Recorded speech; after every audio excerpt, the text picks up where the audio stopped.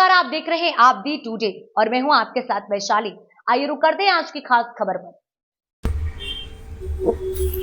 25-25 हजार के नामी बदमाशों से पुलिस की मुठभेड़। 2 बदमाशों के पैर में लगी गोली, बिजली के तार से रमेश की थी हत्या। झांसी में देर रात हुई पुलिस मुठभेड़ में रमेश प्रजापति हत्याकांड के 2 इनामी आरोपी विनोद यादव और सचिंद्र यादव के पैरों में गोली लगी है। दोनों को गिरफ्तार कर मेडिकल कॉलेज में भर्ती कराया गया, जबकि तीसरा आरोपी फरार हो गया है। पिछले गुरुवार पंचवटी कॉलोनी में दारू पार्टी के दौरान बिजली के तार से रमेश प्रजापति की हत्या कर दी गई थी। पत्नी की तहरीर पर 3 आरोपियों के खिलाफ केस दर्ज हुआ था। रविवार रात नगरिया कुआं इलाके में पुलिस ने इन्हें घेर लिया। बदमाशों की फायरिंग पर जवाबी कार्यवाही में दोनों घायल हो गए। इनके खिलाफ यूपी और एमपी के कई थानों में मुकदमे दर्ज हैं। पुलिस फरार आरोपी की तलाश कर रही है। सब एक एनकाउंटर हुआ है, क्या है पूरा मामला? आज कोतवाली पुलिस उच्चाधिकारियों के निर्देशन में वांछित अपराधियों की गिरफ्तारी में तत्पर थी। उसी दौरान एक मुखबिर की सूचना प्राप्त हुई कि 2 संदिग्ध व्यक्ति नगरिया कुआं से हाईवे की ओर जाने वाले रास्ते पर दिखे हैं। इस सूचना पर तत्काल कोतवाली पुलिस जब आई तो उन्हें 2 संदिग्ध व्यक्ति दिखाई दिए। पूछताछ के लिए उन्हें रोकने का प्रयास किया थाना कोतवाली पुलिस ने, तो वे नहीं रुके और पुलिस को देखकर भागने लगे। इस पर पुलिस ने उन्हें पुनः रोकने का प्रयास किया तो उनके द्वारा पुलिस पर जान से मारने की नीयत से फायर कर दिया गया। इसके जवाब में पुलिस ने आत्मरक्षार्थ फायरिंग की, जिसमें दोनों व्यक्तियों के पैर में गोली लगी। जब उनसे उनका नाम पूछा गया तो उनके द्वारा विनोद यादव निवासी निवाड़ी मध्य प्रदेश और सचिंद्र यादव निवासी निवाड़ी मध्य प्रदेश अपना परिचय दिया गया। प्रारंभिक पूछताछ में उनके द्वारा अभी विगत दिनों एक कोतवाली क्षेत्र के अंतर्गत ही थाना कोतवाली के अंतर्गत पंचवटी कॉलोनी में एक घर में घटना हुई थी, जिसमें घर में घुसकर एक व्यक्ति को मार दिया गया था तथा उसके बेटे को घायल कर दिया गया था।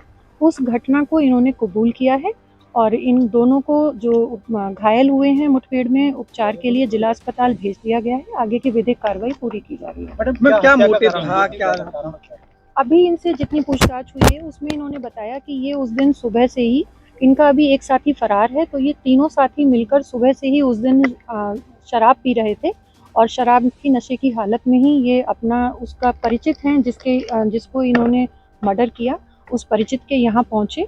फिर वहाँ उसके घर जाकर भी इन्होंने शराब पी और फिर अचानक बातचीत में किसी बात में इनका आपस में जब हाथापाई होने लगी तो उस दौरान इन्होंने पिता को बचाने के लिए, उसका बेटा आया और उसी दौरान पिता को इनके द्वारा हत्या कर दी गई और बेटे को घायल कर दिया गया। क्या मुर्गा दारू पार्टी भी हुई वहाँ? ये हाँ, दारू उन लोगों ने वहाँ शराब का सेवन पहले से भी किया था और उसके घर भी जाकर किया। मैडम हत्या कैसे की थी? ये हत्या जो केबल होती है, केबल को गले में फंसाकर घोट कर उसको मारा गया था और उसके हाथ पैर भी बंधे हुए थे मृतक के और बेटा भी उसका घायल है, उसके भी गले पर निशान है। क्या ये पेशेवर अपराधी हैं? क्या बरामद हुआ? ये इनके कब्जे से 2 315 बोर के तमंचे और खोखे और कारतूस बरामद हुए हैं। पहले से ये कोई क्रिमिनल हिस्ट्री है? इसमें अभी विनोद यादव की क्रिमिनल हिस्ट्री हम देख रहे हैं, लेकिन अभी जो पता चला है सचिंद्र यादव नाम के व्यक्ति का आपराधिक इतिहास अभी हमें पता चला है। घटना के 4 दिन हो गए, बेटा चश्मदीद है। बेटे से आप लोगों की क्या बात हुई, उसने क्या घटनाक्रम बताया? बेटा अभी वो उपचाराधीन है और उसके द्वारा अभी पूरी तरह से वो बात करने की स्थिति में नहीं है, तो वो स्थिति को अभी स्पष्ट नहीं कर पा रहा है। जब उसकी तबीयत में सुधार होगा तो पूरी घटना की जानकारी उससे की जाएगी। हाँ, इनके कब्जे से 2 तमंचे और कुछ कारतूस और खोखे बरामद। क्या माना जाए, बेटा खतरे से बाहर है? हाँ, डॉक्टर्स उसका लगातार इलाज कर रहे हैं। फिलहाल डॉक्टर उसकी स्थिति को स्टेबल बता रहे हैं और हम लोग निरंतर डॉक्टर्स के संपर्क में। लूट की बात आ रही थी, लूट का कुछ ऐसा नहीं, अभी तक जो इनसे प्रारंभिक पूछताछ में जो इन्होंने कबूल किया है तो ये शराब के नशे की ही बात है कि इन्होंने दिन भर वहाँ शराब पी थी, उसके घर भी जाकर पी और फिर अचानक वो इनमें आपस में बात हो गई। ठीक है।